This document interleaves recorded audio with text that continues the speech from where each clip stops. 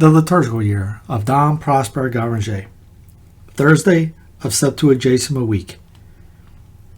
Forgiveness is promised, but atonement must be made. Divine justice must be satisfied, and future generations be taught that sin can never pass unpunished.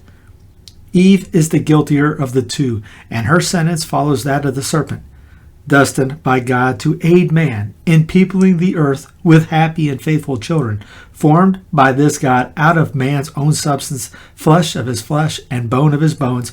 Woman was to be on an equality with man. But sin has subverted this order, and God's sentence is this: conjugal union, notwithstanding the humiliation of concupiscence now brought upon it, is to be as before holy and sacred, but it is to be inferior in dignity before both God and man, to the state of virginity which disdains the ambitions of the flesh. Secondly, woman shall be mother still, as she would have been in the state of innocence, but her honor shall be a burden. Moreover, she shall give birth to her children amidst cruel pains, and sometimes even death must be the consequence of her infants coming into the world.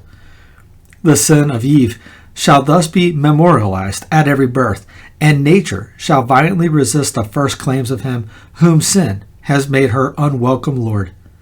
Lastly, she, who was at first created to enjoy equality of honor with man, is now to forfeit her independence. Man is to be her superior, and she must obey him. For long ages, this obedience will be no better than slavery, and this degradation shall continue till that virgin comes whom the world shall have expected for 4,000 years, and whose humility shall crush the serpent's head. She shall restore her sex to its rightful position, and give to Christian woman the influence of gentle persuasiveness, which is compatible with the duty imposed upon her by divine justice, and which can never be remitted, the duty of submission. In Dominica Trophagi. O Lord, King of all ages, who didst create me by thy love, I have been injured by the envy of the crafty serpent, and have provoked thee, my Saviour, to anger. But despise me not, O God, call me back to thee. Alas, my bright robe has been changed into this garb of shame. I bewail my ruin, O Saviour, and to thee do I cry with confidence, my good God, despise me not, but call me back to thee.